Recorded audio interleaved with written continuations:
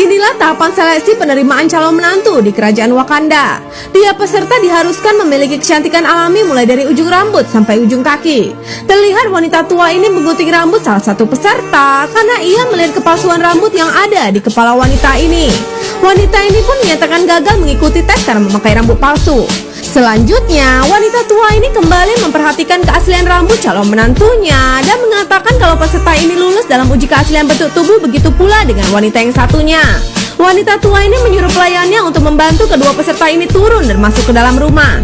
Di dalam rumah, wanita tua ini pun menyuruh kedua peserta ini untuk memotong sedikit rambutnya yang indah untuk membuktikan kesetiaan mereka kepada keluarganya. Beberapa saat kemudian, seorang pria dengan menggunakan kursi roda keluar dari dalam rumah. Ia meminta ibunya untuk menghentikan sayembara calon istrinya.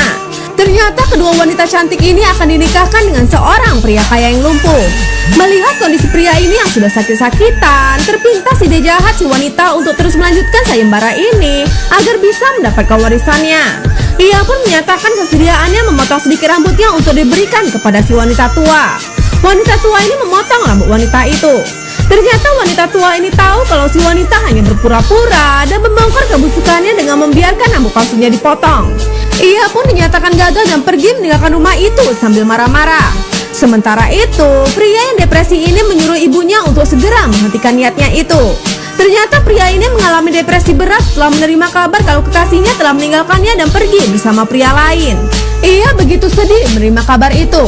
Dan semenjak saat itu, ia mulai tidak bersemangat menjalani hidup dan mengalami sakit-sakitan. Ibunya yang tidak tega melihat kondisi putranya, mencoba mencarikan wanita lain untuk menghilangkan depresi putranya ini. Namun pria ini menolak semua wanita yang dicalonkan ibunya itu dan memutuskan untuk mengakhiri hidupnya. Ibunya hanya bisa pasrah mendengar keinginan putranya tersebut.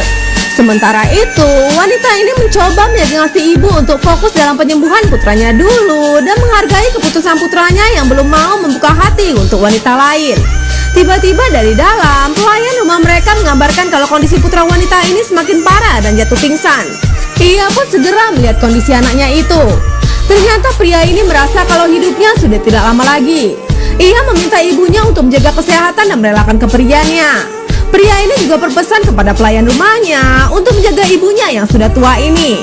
Perlahan tubuh pria ini pun mengalami mati rasa hingga akhirnya ia menghembuskan nafas terakhir. Kejadian yang memilukan ini pun membuat kesedihan mendalam bagi sang ibu.